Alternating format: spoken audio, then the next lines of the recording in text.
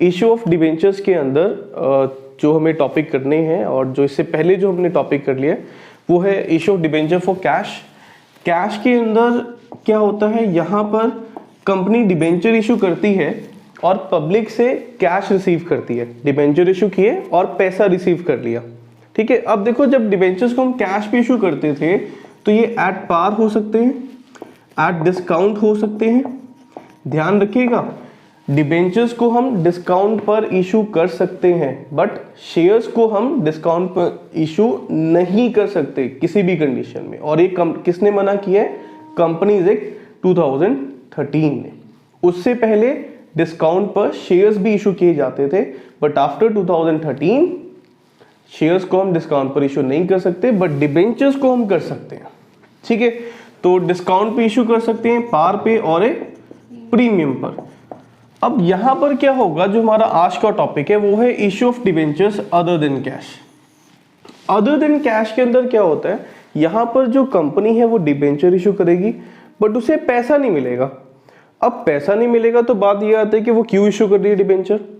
यहां पर कंपनी या तो एसेट परचेज करेगी या फिर बिजनेस परचेज करेगी।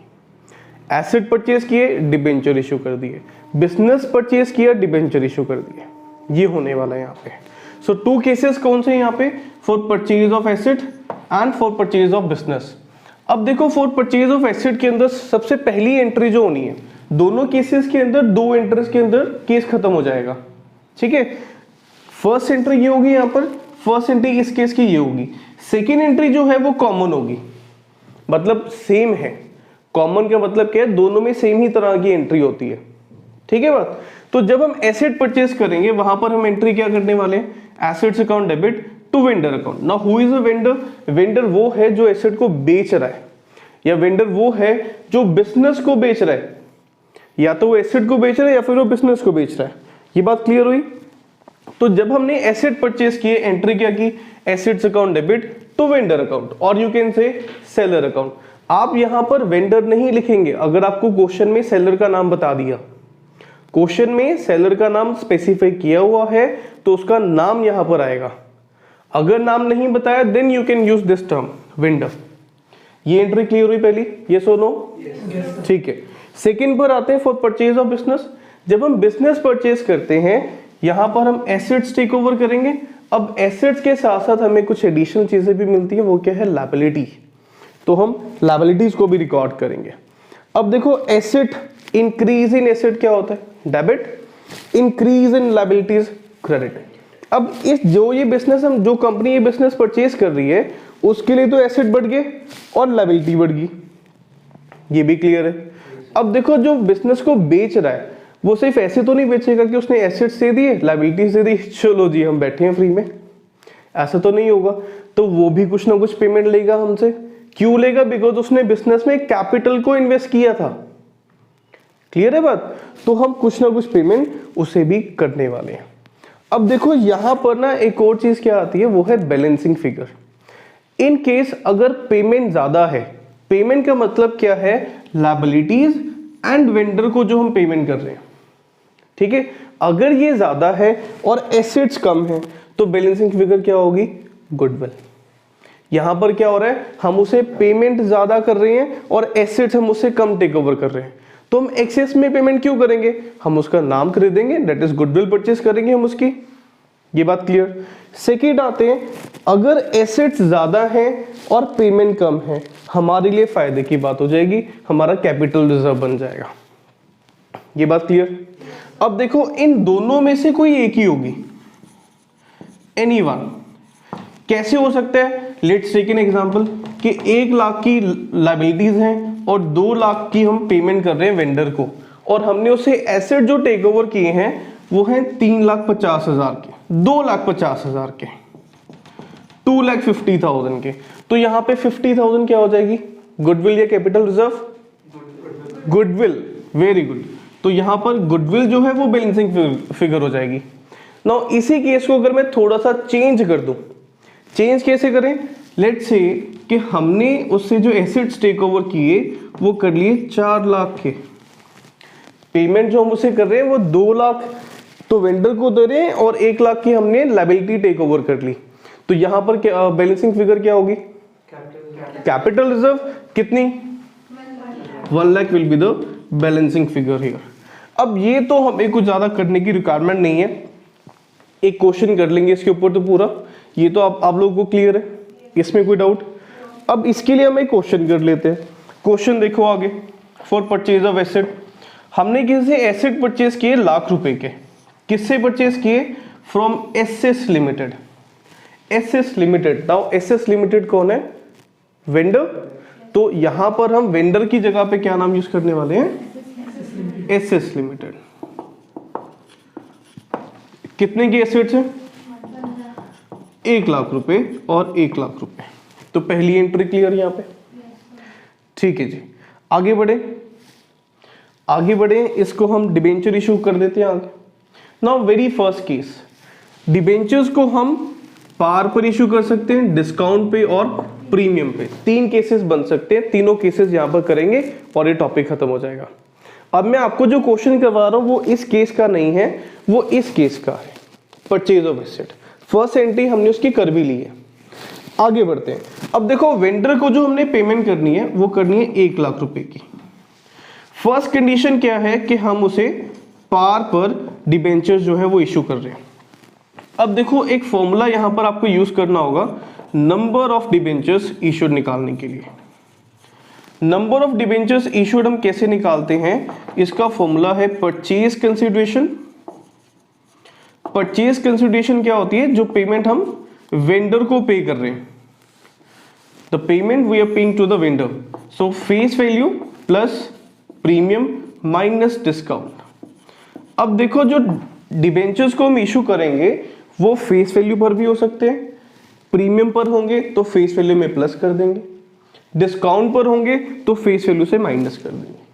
फर्स्ट केस क्या है? हम एट पार इशू कर रहे हैं, लेट्स से कि 100 रुपए का डिबेंचर है। पेमेंट कितनी करनी है? पेमेंट हमें करनी है 1 लाख रुपीस की। Face value of debenture is 100। Premium है? नहीं। डिस्काउंट है? नहीं। तो नंबर ऑफ डिबेंचर्स इशूड कितने आ गए यहाँ पे, बताओ आप लोग? 1000 डिबेंचर्स। Very good, 1000 debentures. तो ये जो आपने एंट्री करनी है यहाँ पर, ये परसेंटेज डिबेंचर्स है। कितने परसेंट है? 9%। 9% डिबेंचर्स आप यहाँ पर ये क्लियरली लिखोगे, 1000 इंटू 100, ये बन गए 1 लाख रुपीस। क्या फर्स्ट केस क्लियर हुआ? कोई डाउट यहाँ पे? नहीं। सेकेंड केस के अंदर हम क्या करते हैं? हम यहाँ पे डिस्काउंट दे देते हैं इसको। डिस्काउंट कितना? 20% डिस्काउंट। सेकेंड क्या है? At 20% discount. हमने 9% डिबेंचर इशू किए और इशू जो किए हैं वो हमने 20% डिस्काउंट पर कर दिए। अब यहां पर चेंज को समझें क्या होगा। चेंज हेयर विल बी, ये नंबर ऑफ डिबेंचर जो है ये अलग हो जाएंगे। अब purchase consideration divide by face value minus discount. 20% discount है, 20% of what? Face value. 20% of face value that is 20। तो ये बन गए 1 lakh. 1 lakh divide by 80। Number of debenture issued कितने आएंगे? कितने? 1250। 1250 will be the number of debentures issued. Is it clear? Yes, sir. अब इसकी एंट्री को समझो जरा ध्यान से। पेमेंट तो हम उसे लाख रुपए की ही करेंगे, बट डिबेंचर जो हमने उसे इशू किए वो कर दिए 1250, और एक डिबेंचर कितने का है? 100 रुपए का। तो टोटल पेमेंट कितनी हुई? 125,000, 1,25,000। 25,000 का क्या दिया? डिस्काउंट। डिस्काउंट कैसे निकालोगे? 1250 into 20, 25,000, 25K। Is it clear? Yes, sir. कोई डाउट यहाँ पे? नहीं है। बड़े आगे थर्ड केस पर आते हैं। थर्ड केस क्या होगा? यहाँ पर हम यहाँ पर प्रीमियम पर इशू कर देते हैं। पार हो गया, डिस्काउंट हो गया, थर्ड केस बचा। प्रीमियम कितना दे? लेट्स से कि हम प्रीमियम दे देते हैं 25% का, ठीक है। प्रीमियम है एट 25% प्रीमियम। अच्छा, एक और चीज समझो, डिस्काउंट होगा या फिर प्रीमियम होगा, दोनों में से कोई एक ही सिचुएशन होगी, दोनों साथ में नहीं होने वाली है। ठीक है, या तो पार पे होगा, डिस्काउंट पे होगा या इशू पे होगा, एक ही सिचुएशन होगी, दोनों कंबाइन नहीं होंगी कभी भी, ठीक है। तो इसका चेंज देख लो यहाँ पे क्या होने वाला है। अब जब हमने प्रीमियम पर डिबेंचर्स इशू किए तो परचेज कंसिडरेशन 1 लाख है हमारी, फेस वैल्यू इज 100, प्रीमियम कितना बना 25 रुपीज, तो 1 लाख डिवाइड बाय 125 कितना बनेगा ये 800 डिबेंचर्स, ठीक है, 800 डिबेंचर्स। अब 800 डिबेंचर्स ही आपने ये एंट्री करनी है। अब यहाँ पे ध्यान रखना, वेंडर के अकाउंट में जो हम डेबिट अमाउंट लिखेंगे वो उतनी ही लिखेंगे जितनी यहाँ पे लिखी है, वो तो उतनी ही आनी है, वो चेंज नहीं होने वाली। 1 लाख, अब डिस्काउंट नहीं है तो नहीं है भाई, क्या करें अब, ठीक है। नेक्स्ट 9% डिबेंचर्स, 800 डिबेंचर हैं, कितने का एक डिबेंचर है 100 रुपए का, कितना बना 80,000। अब प्रीमियम आ गए यहाँ पे, 800 के ऊपर कितना प्रीमियम है 25 रुपीज का इंटू 25, ये बन जाएगा 20,000। तो ये हमारा केस था issue of debenture other than cash for purchase of asset. Purchase of business वाला अलग है और ये थोड़ा सा अलग है। अलग किस में है, यहाँ पर एसेट्स होंगे, लायबिलिटीज होंगी और एक बैलेंसिंग फिगर भी आएगी। यहाँ पर सिर्फ एसेट आएगा और हमें वेंडर को पेमेंट करनी होगी। पेमेंट करने के लिए 3 ऑप्शंस हैं, या तो हम डिबेंचर को इशू कर सकते हैं पार पे या प्रीमियम पे या फिर डिस्काउंट पे। क्लियर है बात? ठीक है जी, थैंक यू सो मच। ये तो हो गया सही।